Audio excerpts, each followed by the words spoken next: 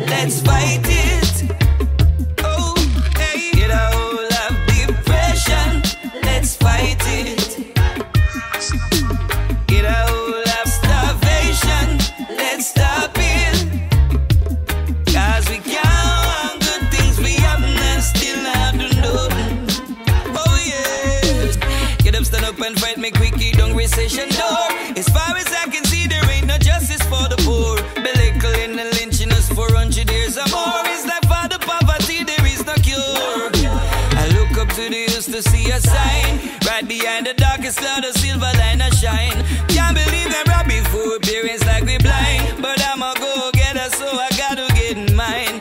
So all the lynching and pinching, you still want more. Human trafficking, you still want more. Commit genocide and you still want more. Wonder what these things you got for the poor. Get a hold of recession, let's fight it.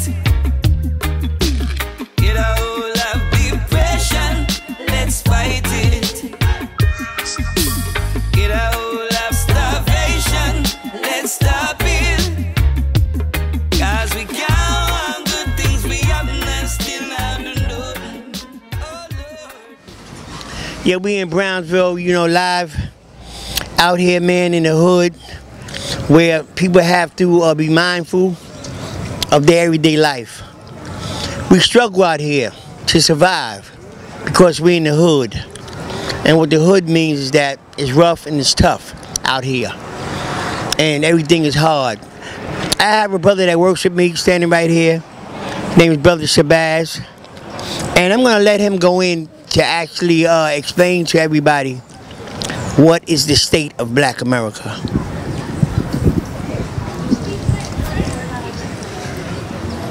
Peace and love, Black America. We live in America, the United States. And the state of my people is very low. Especially when it comes to their roots and the ability of man and woman and child. We have been under such a foster father for so long, over 450 years, that we done lost our damn minds and forgot who the hell we are. So we're following the image of the negative and we're the positive. What we're gonna have? We're gonna have chaos. If our people don't wake up and start reading books on their origin and heritage in this world, which is God in Africa, and start studying who they are and changing their characters into individuals like Malcolm X, Martin Luther King, Farrakhan, T.D. Jakes, Charles Stanley, individuals like that. Because these are individuals who are leading the people in a direction that they can see themselves as something important and a leader. We need leaders. But we have to understand that a lot of our leaders have sold out. A lot of our leaders have sold out for the big house, that plane, that big family, that picket fence, that house, that condominium, that castle, trips all over the world, you know? But when do you see them? When they come to church or when they what? Come on TV. And the neighborhood needs their help every day. Needs their help to come in person so they can feel that energy and get blessed with some of that energy to be motivated to do something because you actually came out and reached out to the people. This is what people who care about the state of Black America do. We come out and we do things. We do things, we come together like, I didn't have a job. I'm walking down the street, so I speak to my brother, Seville. So Seville, being the wise man that he is, he said, you know what, I'm gonna put you on. And ever since he put me on, I have been on. You know what I'm saying? But the state of Black America has to change. We have to get more advanced into who we are and where we're from. so we can understand the reasons why we're here. I'm not going to go into God, but there's prophecy that says that we're going to be in the West. And it says that we're a darker people in the Bible. And certain names that they mentioned, like Mesopotamia, we were there. You know? So we have to understand that the state of Black America has to change. It has to be uplifted a little bit more to break that crystallized gas chamber that the devil has around us. And that's money. People sell their babies, and it's disgusting. The state of Black America. We live in neighborhoods where you will sell your baby for crack. Your daughter's an aged baby. Your daughter's mentally disturbed. You know, paraplegic, born paraplegic. If you want the state of Black America to change in the hood, then you got to start with yourself and start realizing it's time to clean up and get knowledge of self. Study about Egypt, Africa. Study about the Olmecs, the Asiatic people.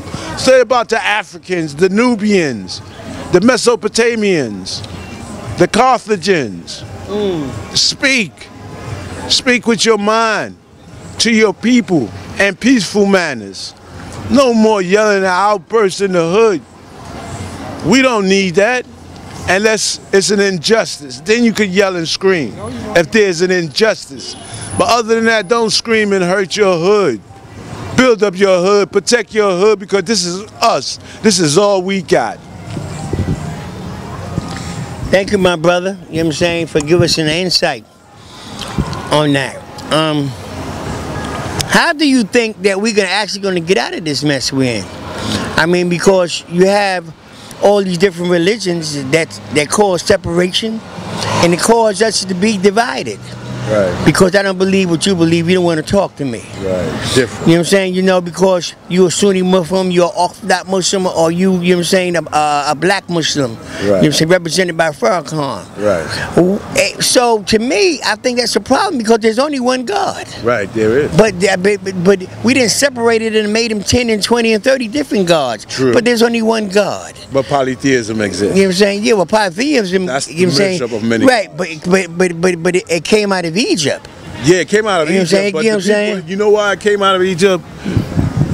It came out of Egypt when the people began to stray and separate from their homeland and travel yonder.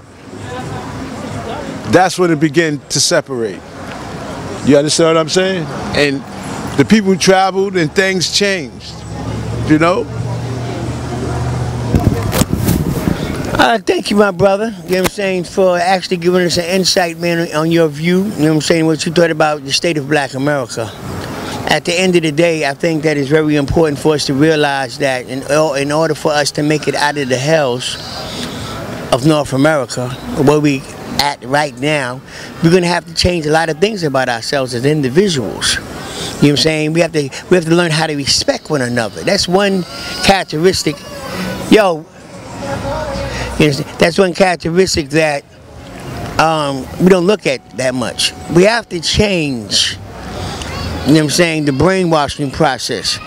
We have to change the different things that we were taught that was right, but it was really wrong. We have to change respect mechanism when it comes to that black woman, when it comes to your mother, when it comes to your sister. You know what I'm saying?